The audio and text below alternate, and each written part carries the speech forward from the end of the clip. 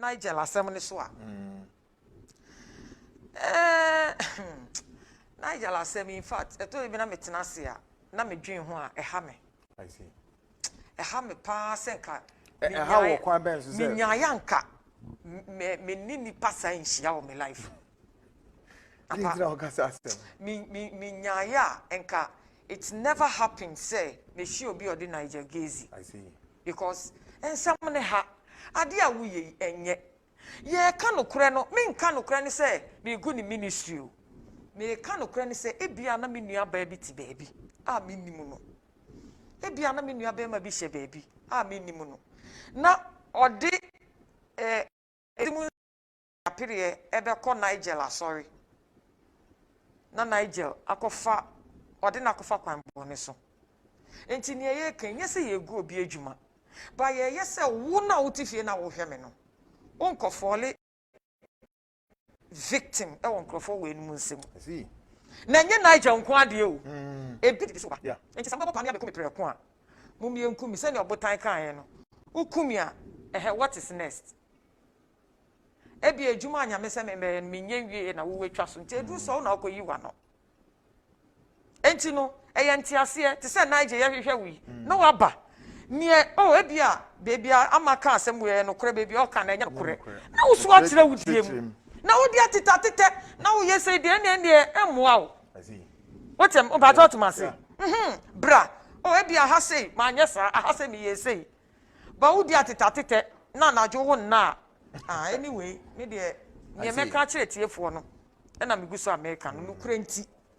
so chine bi mu nkowie na asore papafo no omu mbebre embeye break loose cast down na asefo no kura omu kwa na ewie omu wie a na mde abegu yeso I see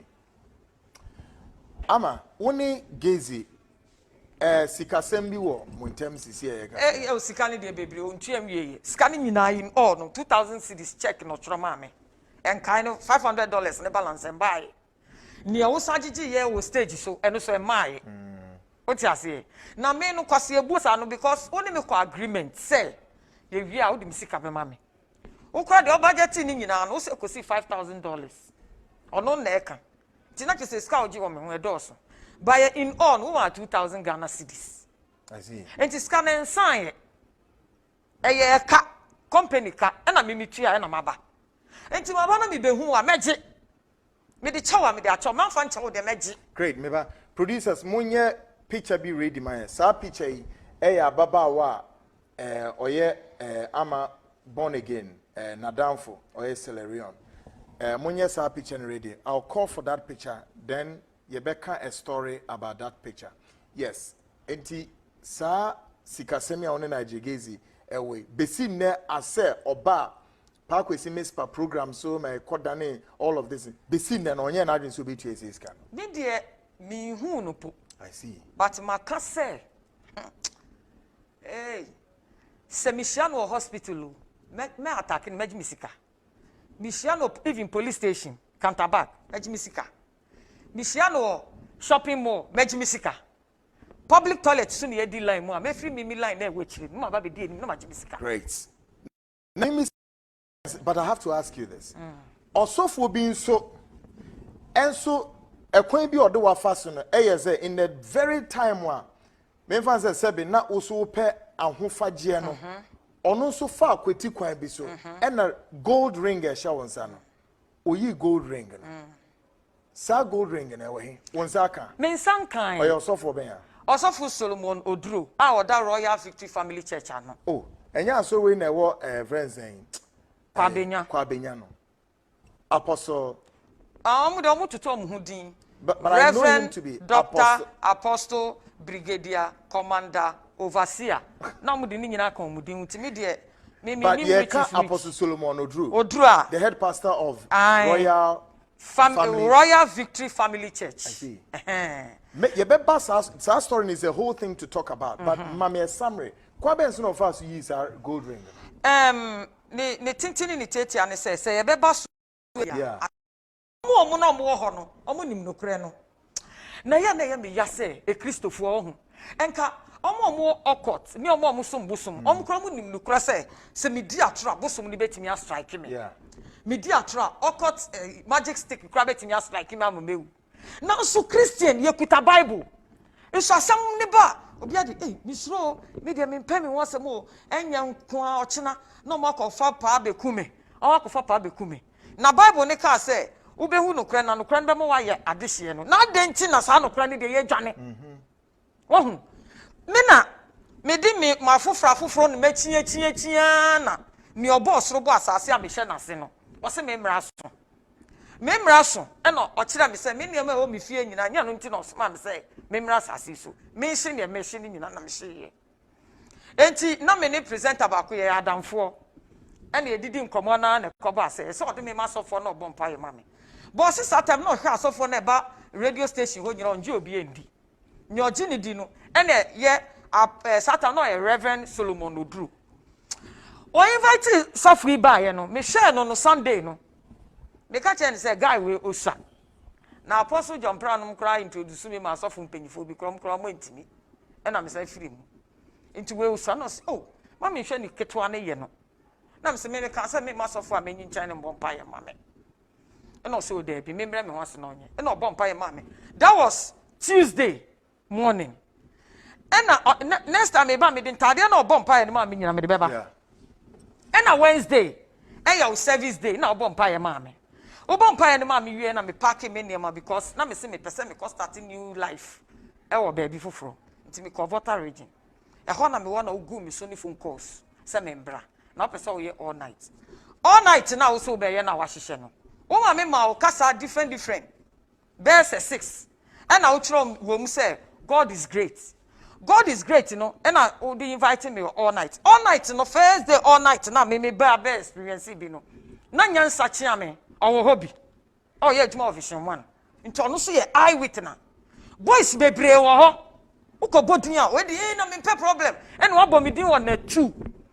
na de no wo ho na me bodin a what is wrong yeah all night ni mu na sofo no say occult ring and raw gold and diamond ring I didn't na sofo no pay gold because this issue keeps coming here and na wo raw ye and na wo je kire public ni say occult ring ni na weyi na enu kra be yi ni na enye easy and na mo ye mo nyankoma de ne mo niam wo ho a na wo yi ring no wo yi ring na de chin ye pe me ba na wo dan sorry ye me bet na kwan no because no ma lock pono no me wie na ode me call office na me catch yourself sofo kawa na we yi na ntuntuni o na me nkrofo no me return obi an mama no no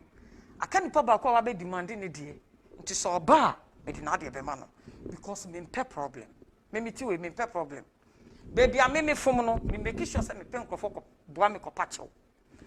o no si o there bi no no kra no o de me ntwan e na ye de call mountains ye buy na ye call vision 1 na ye call kasa wo ha na wo de kawe ni nsem nyina ko gu ho no to bi ayawe Ghana fo etie ye nim say ye kasa fa kawe hu another time me buy now face started ba scanner started ba no because me ko hu osofo a na the boys ni say why busy I see because me ko hu sofo a yes o ye meeting because me ko hu sofo a yes o awo ni nchen na chese media ye dinya wa be si nchen ena me ayi kan yo botan kan no enya hoto ni se wenye sika no lumba kan o so ubedi na so beda ji great so minim said that ring issue ye beba so another time for okay Niger Gezi die sisi ano oni Gezi ebe wie say sisi ano odeoka and I so tia says kanama correct Niger Gezi maybe I will show me bia me catch there will say balance na kan fama me nanka yen settle asem we asomdwe mu but who de wa ho maso ene wakesesem e catch me say an ubetua nso me bisa won nese balance no watua untua ye I see ontua me o wo gitum say Gezi na namo a otu yi na in the occultic world no una udi nenim mamudi say adwuma yi na me de na me o Gambia no beto me I see mame yemfa producer mama me picture na yenhwe ere mbese me bisa na asem e was ere era no ere your friend is saying ye ba Bible sin na me ni baby girl no say wa yiro say we wu say wa mimo ye hu baby o open so chance by the time I will free Gambia no aba Ghana na ye my ere out that screen is na woni baby o was say na ade na ye ne no phone no o yare enti no na me kan say last me kan say mintimi ngina no na me dem di bu me ketem na me come baby enti say ye my so baby na say bia ne ho ato no ana say ote ase a on the oma mente ne nka on contact Gambia fo no na no mo contact me asa but or disappear we me nim baby owo ya suma nkrofo me friend nkrofo bi so mo hu sister obi enim baby owo efie no owo mu no ebesi nne on tif obi foforo na tifie ho hey any say we find out but who clear as last who can say so catch them say girl ne on girl na da spiritual workings no on girl ne da o catch them but then say so o kan ne nkran kasa say nkele fe e won nkele gbena ni na me bufu ye say adenti na me madam fo a me do wa ba be se ne nchen na won ne yes ade we so ni made a wakwa ye say o yes a me hu ni biom besi nne masa ko hokra for visit me hu sister we chinkro no mo bisa na say obi ehu sister we mami say do you think say Nigerians ono be nim baby onim say Iselelion fo ne so